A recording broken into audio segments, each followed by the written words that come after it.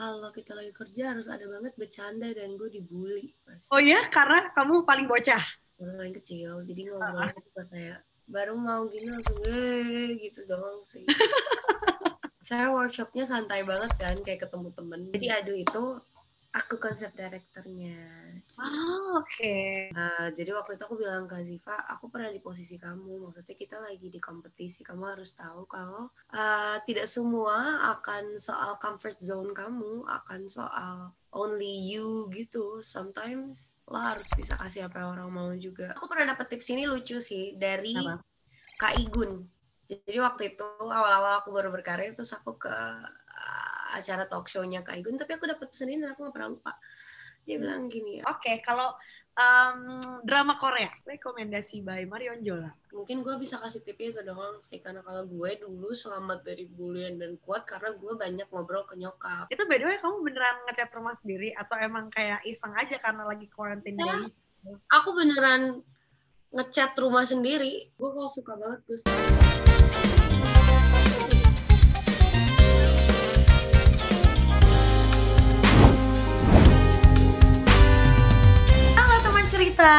selamat datang di Teritori, teman cerita Inventory tentunya. Barengan sama aku Indi Arisa. Indi lagi ada di El Hotel Royal Bandung nih kali ini, dan juga bakalan ngobrol sama seorang penyanyi eksotis yang berasal dari Indonesia Timur, dan dia ini namanya mulai dikenal setelah mengikuti ajang pencarian bakat. Dan sekarang singlenya hits di mana-mana. Jadi Indi yakin juga kamu pasti udah sering dengar deh lagu-lagunya dia. So, kalau gitu langsung aja yuk kita ketemuan bareng sama Marion Jola yang akan bercerita dengan kita semua hari ini. Halo Lala, selamat siang. Selamat siang, hai Kak Indi. Apa kabar? Lala lagi di mana nih? Kabar baik, aku sedang di rumah di dalam kamar aku yang kayaknya masih lumayan berantakan deh. Oke, baiklah. Nah, jadi teman cerita hari ini dia akan ngobrol sama Lala nih ya. Ini apa namanya, ini mau ngucapin congrats dulu nih. Pertama kali denger lagu Jangan tuh kayak langsung bener-bener airplay di mana-mana. Kayak, itu kayak, lah kalau bisa Indi bilang jujur ya, itu lagu yang dimana nyokap gue di rumah denger, gue denger, mbak gue di rumah denger, jadi semuanya dengerin gitu loh. Kebayang gak sih? Kayak bener-bener semuanya dengerin lagu yang sama gitu. Nah, terus juga setelah album pertama Marion yang kemarin dirilis akhirnya di Juli 2019, akhirnya Lala kan ngeluarin single Adu di pertengahan tahun ini gitu. Nah, single Adu ini akan jadi single pertama di album kedua nanti atau gimana nih?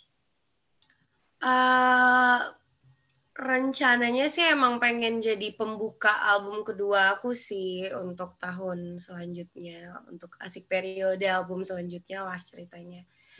Tapi kayaknya ada beberapa perubahan rencana sih gara-gara beberapa hal yang terjadi sekarang ini yang lagi kita alami semuanya. Jadi kemungkinan mungkin album kedua aku bakal tiba-tiba berbeda juga, nggak terlalu mirip sama Adu, masih dalam proses sih, tapi kemarin rencananya Adu ini emang menjadi pembuka untuk aku ke album kedua. Jadi emang tetap dia openingnya, cuma belum tentu dia jadi lagu pertama di albumnya juga. Pokoknya nanti teman-teman nungguin aja. Oke. Dan untuk produksi single ini tuh emang udah di plan bakal rilis di pertengahan tahun ini, atau single yang di launching ini hasil dari kayak kebanyakan kamu stay di rumah kayak kita semua all over the world yang akhirnya mutusin aku berkreasi aja deh bikin lagu gitu misalnya. Kalau si Aduh tuh emang udah ada di timeline-nya, emang mau rilis di pertengahan tahun ini, malah lebih early, lebih cepat malah harusnya. Nah, malah di delay dulu agak lebih lama. Aduh sih emang udah ada rencananya. Nah sekarang tuh sisanya sih yang jadi pada kayak karena nggak ngapa-ngapain buat lagu mulu gitu. Jadi banyakan lagu yang aku tulis sendiri. Oh, I see. Nah, ini kan udah jadi single kesekian Lala yang dibikin sama Lala Ilmanino kan ya. Biasanya pengambilan keputusan untuk tema lagunya kalau dengan mereka tuh berdasarkan apa sih gitu? Biasanya kita workshop dulu sih. Kalau misalnya kita workshop itu mereka nanya aku pengen ngapain, sebaliknya aku nanya visionnya Lala Ilmanino buat Marion Jola itu kayak apa. Dan di pengerjaan album pertama kita Marion, somehow kita ketemu. Jadi kayak aku punya ide, aku pengen gini. Terus Lala Ilmanino tuh kayak, oh kebetulan kita juga mikir kita mau gini buat kamu, terus akhirnya dilanjutin deh. Emang semua hasil sharing kita bersama sih.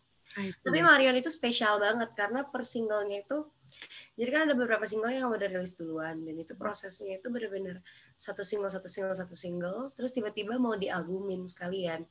Dan ternyata mereka semua ada benang merahnya, kayak ternyata nyambung gitu musiknya, ceritanya all about love. Jadi album Merin itu album yang unik, cara pengerjaannya tuh nggak di awal kita langsung kita mau bikin album, lagu pertama ini, kedua ini, ketiga ini, enggak.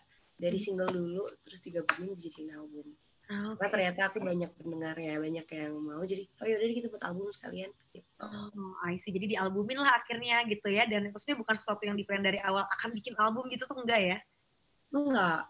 Oke. By the way, tapi kalau misalnya ngomongin soal single yang Aduh lagi nih, ini tuh lagunya hasil dari diskusi kalian bareng-bareng sama Lala Ilmanino atau curhatan dari kalian apa gimana tuh? Hasil duduk bareng lagi, kayak hasil workshop, bingung nih mau bikin lagu apa, terus tiba-tiba Kak Lale mainin melodi, terus kayak Kak Nina nyeletuk Aduh, terus jadi deh lagunya. Tadinya aku nggak mau, aku nggak suka lagu Aduh dengan aduh sebenarnya aku kayak why aduh gitu, aku nggak terlalu suka. Terus mereka kayak bilang percaya deh sama kita bakalan enak gitu, akhirnya aku ikutin pengerjaannya. Akhirnya malah aku suka banget sampai kayak music videonya aku yang ngerjain, idenya mau aku, aransemennya bener-bener aku perhatiin, ya kayak jadinya malah involve banget di lagu Aduh ini. Oke. Dan akhirnya kan selain single Lala yang judulnya Aduh tadi itu yang turn out kamu jadi suka banget gitu ya. Sekitar sebulan setelahnya tuh Nino juga ngerilis single yang duet barengan sama Lala juga gitu yang judulnya Si Jam Rawan itu. Nah, secara musik kan emang lumayan beda nih ya. Yang satu groovy, yang satu kinda slow gitu. Sebetulnya kalau misalnya Lala sendiri nih kalau misalnya ditanya lebih suka nyanyiin lagu yang slow atau yang upbeat? Aku lebih suka Jam Rawan, lebih suka yang slow. Soalnya aku suka nyanyi ditarik-tarik gitu kan. Tapi sekarang aku semenjak menjadi penyanyi, semenjak menjadi musisi, aku belajar kalau every genre, ya kayak semua cara bernyanyi, semua tipe lagu itu menyenangkan kok. Oke, akhirnya ya mungkin awal-awal tuh bisa bilang yang kayak ini yang aku suka banget, yang lain aku enggak. mau gini aja, pokoknya gini aja. Aku gak mau yang lain. Tapi sekarang udah mulai kayak seru tau explore gitu. Apalagi lagi kayak gini, explore terus. Oke, ya. Nah, hampir semua lagu Lala kan ini bisa dibilang produsernya Lala Ilmanino nih gitu. Awalnya tuh dulu apa sih yang bikin cerita Lala tuh langsung klik dengan Lala Ilmanino dan percaya kalau oke, lagu-lagu karya mereka tuh akan cocok di Lala gitu? Awalnya pokoknya dikenalin nama label aku, Universal Music Indonesia, dikenalin sama mereka ke Lala Ilmanino dan jadilah lagu Jangan. And then setelah Jangan, udah deh karena Jangan was a hit, I mean lots of people love Jangan. Jadi kita lanjutin deh lagu-lagu selanjutnya, dan ternyata lagu kedua juga cocok, lagu ketiga cocok. Apalagi kita cocok bukan cuma pas ngomongin kerjaan sih, I mean as a senior junior, as a friend, kita juga cocok ngobrolnya, jadi asik aja kerjanya. Jadi comfort zone aku gitu. Jadi sebetulnya memang si Jangan itu adalah a good opener dan juga memang yang kayak ya udah kesananya akhirnya jadi sering bareng sama Lala Ilmanino terus ya. Iya, benar. Abis itu kayak mereka bilang Lala mau rilis apa lagi, coba dengerin lagu gitu, dikasih beberapa plenty of songs, dan aku pilih tetap yang Lala Ilmanino. Lucunya, padahal aku nggak dikasih tahu. Oh, jadi kayak udah ada semacam hidden chemistry gitu kali ya? Iya, aku nggak dikasih tahu ini siapa yang buat lagunya, aku cuma disuruh pilih. Dan dari sekian lagu yang aku pilih ada dua-duanya Lala Ilmanino yang tulis. Oke. Emang, tapi selalu setuju gak sih kalau misalnya penyanyi dan pencipta lagu itu juga cocok-cocokan gitu? Nah, kamu ngerasa secocok apa barengan sama Lala Ilmanino ini? Menurut aku emang penyanyi dan pencipta lagu cocok-cocokan, karena ya gitu deh, pencipta lagu harus bisa tahu penyanyinya, sebaliknya penyanyinya bisa nggak menyanyikan lagunya pencipta lagu. Pokoknya rohnya tuh kayak harus in connect gitu kan. Yes. Terus harus in the same vibration dan nge-sing gitu ya. Everything have to be in sync. Iya sih, dan sebenarnya nggak harus satu komposer doang, enggak. Ikuti beberapa juga. Ada gue cocok sama ini, sama itu gitu, bisa. Kalau aku sama Lala Manino, ya kita cocok banget sih. Mereka mengerti tempat harus ngomong, udah kayak gitu. Oke. Udah tahu kok gitu. Oke. Nah, terus cerita dong lah kalau misalnya lagi proses produksi lagu gitu ya, biasanya ada kebiasaan unik apa dari Lala atau dari mereka bertiga deh yang kalian lakuin, katakanlah lagi workshop gitu. Atau nggak misalnya ada sesuatu yang ini harus ada banget nih kalau kita lagi kerja gitu. Kalau kita lagi kerja harus ada banget bercanda dan gue dibully pasti. Oh ya, karena kamu paling bocah. Karena paling kecil, jadi ngobrolnya suka kayak baru mau gini langsung gitu doang sih. Saya workshopnya santai banget kan, kayak ketemu temen. Jadi kalau misalnya, bayangin nih kalau misalnya kalian in a group of friends, terus ada yang paling kecil, biasanya kalian gangguin kan. Ceng-cengin ya. Nah, kamu in that position gitu ya, kayak diceng-cengin. Ya, bener. Itu Oke. sih yang harus ada, sisanya mereka senior-senior yang seru. Dan aku banyak belajar dari mereka. Biasanya malah aku sharing. Workshop tuh sebenarnya buat single malah jadinya Live sharing gitu ya, update gitu kali ya. Oke. Nah, Lala ngomongin soal video klip, ini kita lebih ke arah visual gitu. Lala katanya pernah cerita kalau di MV-nya Favorite Scene itu adalah konsep dari Lala gitu. Yang hasilnya kalau misalnya kita bisa lihat juga, wah ini emang sekeren itu dan banyak dipuji juga sama netizen gitu. Dibilang-bilang kalau ini klipnya layak go internasional gitu. Waktu itu inspirasi bikin konsep itu tuh kayak gimana sih? Kepikiran si video klip yang Favorite Scene? Kalau Favorite Scene itu idenya aku dan tim production house-nya sih. Tim produksinya namanya FCD. Itu idenya kita bersama. Itu kita meetingin, kita remukin. Kayak apa sih mood board-nya dan lain-lainnya itu mereka yang buat, konsep direkturnya dari mereka. Cuma kita meeting dan aku bilang aku mau kayak gini. Gimana kalau gini lucu, ada temen-temennya atau ada dance-nya, ada gini shot-nya. Misalnya pas udah mau diedit gitu aku ikutan. Aku suka part ini deh, gimana kalau kita ganti ke ini. Itu sih kalau Favorite Scene dan ternyata bagus jadi aku bangga banget. Tapi itu hasil kerja sama aku sama tim produksinya. Kalau ngomongin soal aku memberikan ide untuk music video justru bukan Favorite Scene, malah Aduh. Jadi Aduh itu aku konsep direkturnya. Oke. Wow. Selalu tepuk tangan buat diriku sendiri kalau ngomongin ini. Seru. Nih aku kasih Pertama kali. tangan, kelihatan nggak di sini nih? Ada nggak? Nih.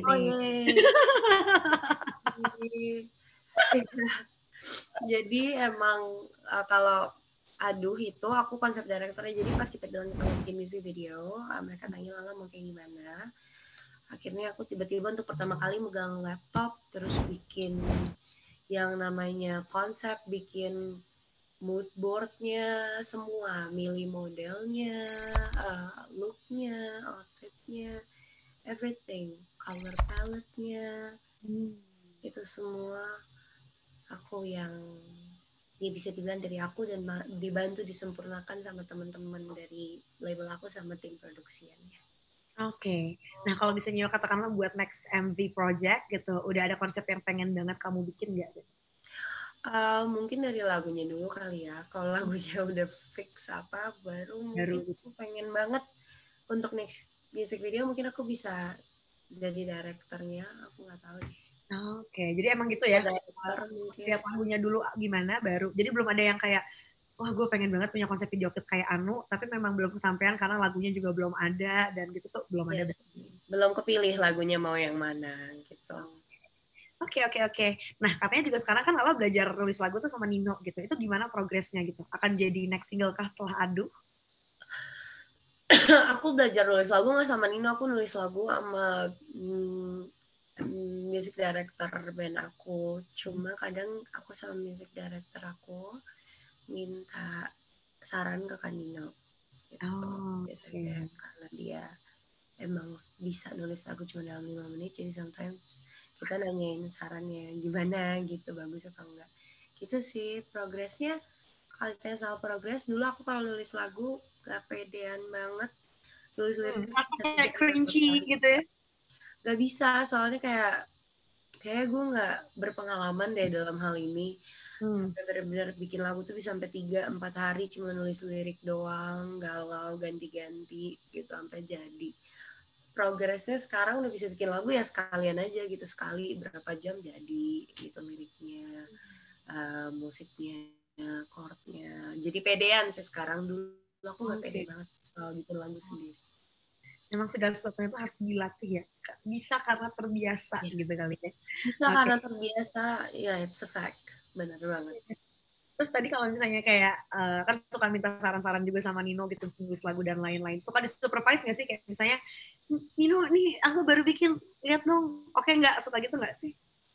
Iya, suka Jadi, gitu banget. Jadi kayak misalnya kita lagu pertamaku apa? Enggak, lagu kedua yang aku tulis aku langsung kirimin gitu. Urgent, I need your advice kayak gitu. Terus nanti oh ya ini tuh gini-gini. Terus dia tuh kalau ngasih tahu beneran ngasih tahu, nggak pernah di baik-baikin. Oke. Jadi kalau misalnya ada yang dibilang, aduh ini bagian sini kurang ganti ini langsung kasih Iya, juga. dia nggak pernah peres. Oke. Makanya share sama dia. Alright. Tapi by the way pengen tahu dong top 5 Indonesian songs versi Marion Jola. Wow. Nomor 1, Sio Mama. Oke. Sio Mama.